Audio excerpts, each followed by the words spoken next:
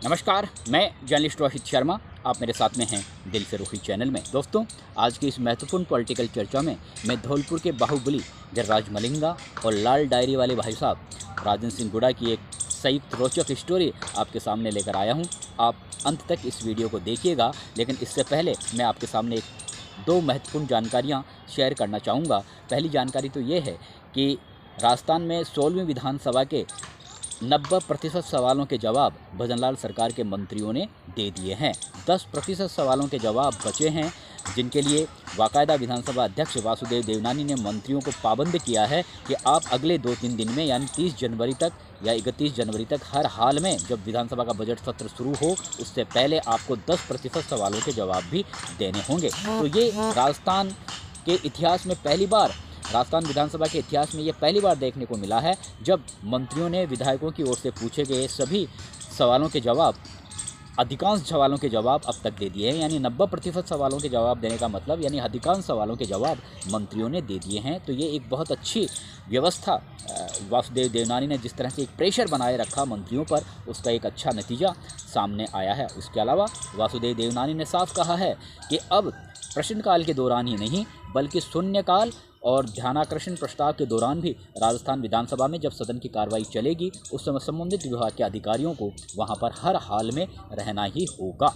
तो ये एक बहुत अच्छी व्यवस्था वासुदेव देवनानी की ओर से कह सकते हैं कि वासुदेव देवनानी एक बहुत ही बेटर तरीके से राजस्थान विधानसभा का संचालन कर रहे हैं। एक और जानकारी ये भी है दोस्तों कि राजस्थान में पंचायत राज संस्थाओं के जिन जिन जगहों पर उपचुनाव होने वाले हैं, तो जयपुर जिले में जिन जिन जगहों पर उपचुनाव होने वाले हैं उसके लिए चुनाव आयोग आज अधिसूचना जारी कर रहा है। इस अधिसूचना के तहत 14 फरवरी को मतदान होगा, 15 फरवरी को मतों की गणना होगी, 3 फरवरी को नामांकन दाखिल किए जा सकते हैं, 5 फरवरी को नामांकनों की जांच होगी, 6 फरवरी तक नाम वापस ले सकते हैं। और ये एक मोटा कार्यक्रम चुनाव आयोग की ओर से तैयार किया गया है या जारी किया गया है। अब मैं आता हूं लाल डायरी वाले भाई साहब राजेंद्र सिंह गुड़ा और धौलपुर के बाहुबली राजनेता गिरिराज सिंह मलिंगा की ओर से, क्योंकि इन दोनों पर स्टोरी बनाना काफ़ी लाजमी हो जाता है, क्योंकि दोनों ही राजनेता लंबे समय से न केवल राजनीतिक दोस्त हैं बल्कि व्यक्तिगत दोस्त भी हैं। और मैंने देखा है कि बसपा से जब 2008 में 5 विधायक चुनकर राजस्थान विधानसभा में पहुंचे थे, पांचों के बीच में बहुत ही ज़बरदस्त तालमेल और गठजोड़ था। उसमें जोगेंद्र सिंह अवाना, राज सिंह गुड़ा और गिरिराज सिंह मलिंगा और भी 2 विधायक थे।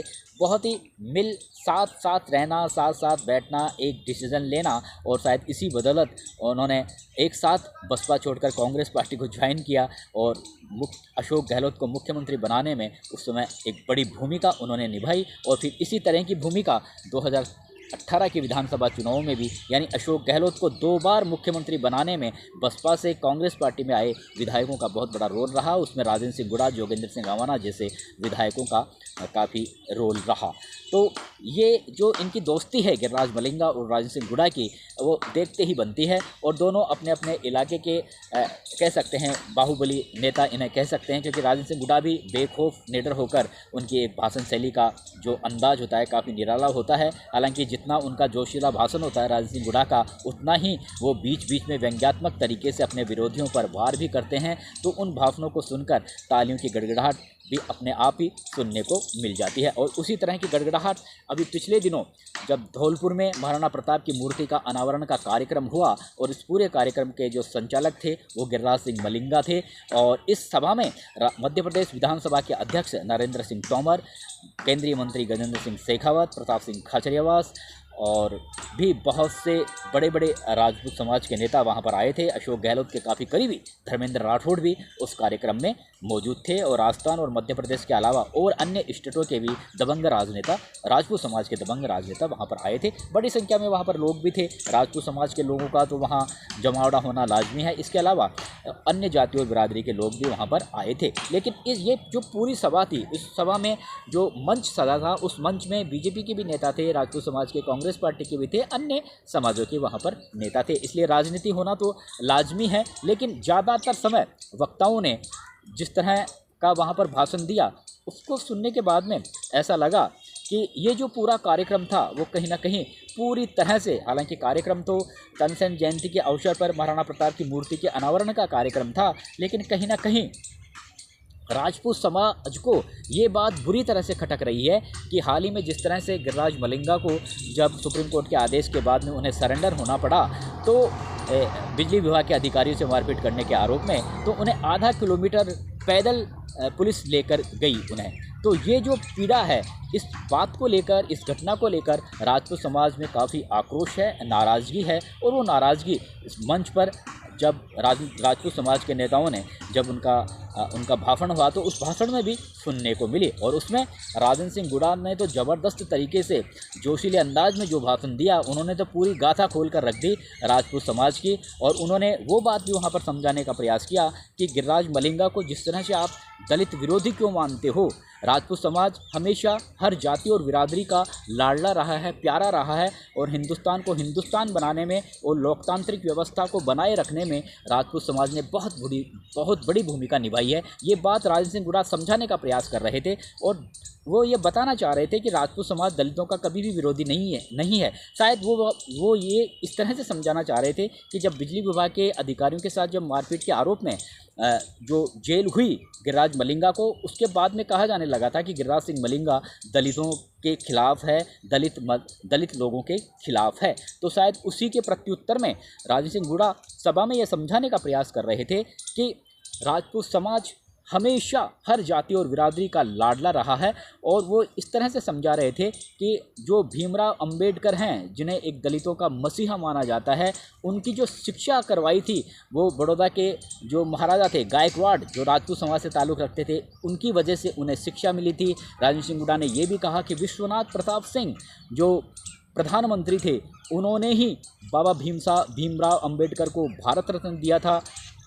और संसद में विश्वनाथ प्रताप सिंह ही ऐसे प्रधानमंत्री थे जिनकी रहनुमाई में बाबा भीमराव अंबेडकर का वहाँ पर फोटो लगा था। तो फिर आप किस तरह से राजपूत समाज के लिए कह सकते हो कि राजपूत समाज दलितों को प्यार नहीं करता। तो वो इस माध्यम से ये बताना चाह रहे थे कि गिरिराज सिंह मलिंगा दलित विरोधी नहीं है। ये बात अलग है कि अधिकारियों के साथ में जो मारपीट हुई, अब वो किस परिस्थिति में हुई, किस तरह से हुई, वो एक अलग विषय है। लेकिन इस तरह की मारपीट लोकतांत्रिक व्यवस्था में शोभा भी नहीं देती, ये भी एक मानना पड़ेगा। लेकिन उन्हें इस बात का काफ़ी अफसोस था राजेंद्र सिंह गुड़ा को कि राजपूत समाज जिस समय भारत आज़ाद हुआ, उस समय सैकड़ों जगहों पर राजपूत शासक राज कर रहे थे, लेकिन उन्होंने भारत की लोकतांत्रिक व्यवस्था के लिए अपना राजपाट छोड़ दिया, ज़मीन जायदाद छोड़ दी कि भारत एक संगठित देश बने। वो ये समझाने का प्रयास कर रहे थे कि महाराणा प्रताप जैसे सूरवीर और स्वाभिमानी शख्सियत राजपूत समाज से निकल कर गई हैं। और अब तक भी बड़े बड़े शौर्य की जो गाथा है वो राजपूत समाज हिंदुस्तान के लिए लिखता है। तो फिर आप राजपूत समाज के किसी 3 बार के विधायक को आप पैदल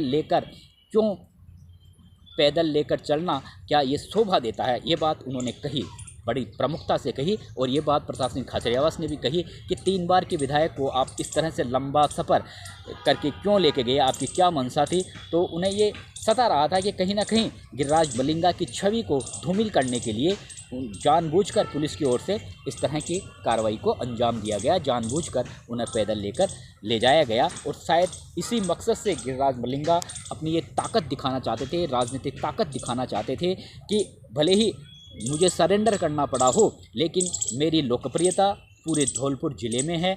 और न केवल राजपूत समाज में बल्कि मैं हर जाति और बिरादरी के लोग मेरे से जुटे हुए हैं। तो उस सभा के मार्फत उन्होंने ये पुलिस और प्रशासन के अधिकारियों को भी ये एक तरीके से संदेश देने का प्रयास किया। और उन्होंने ये बताया भी कि वैसे उनका जो भाषण रहता है हमेशा जोशीला रहता है। उन्होंने यही कहा है कि ये सुप्रीम कोर्ट का आदेश था, इसलिए मैंने इसको सुप्रीम कोर्ट के आदेश का सम्मान किया, अन्यथा 250 एसपी आए मेरे जीवन में, 250 एसपी चले जाएंगे, लेकिन किसी के बाप में दम नहीं है कि कोई मुझे नीचा दिखा सके। ये बात उन्होंने शायद उसी स्थिति में कही थी जब उन्हें पैदल लेकर ले जाया गया। तो उसकी पीड़ा उन्हें अभी भी सता रही है कि उन्हें इस तरह से पुलिस को लंबे दूरी तक उन्हें इस तरह से पैदल लेकर नहीं ले जाया जाना चाहिए था। तो ये पीड़ा उन्हें काफ़ी सता रही है। हो सकता है वो ज़िंदगी भर इस घटना को भूले भी नहीं। लेकिन राजेंद्र सिंह गुड़ा काफ़ी, उनका जो भाषण था वो एक अलग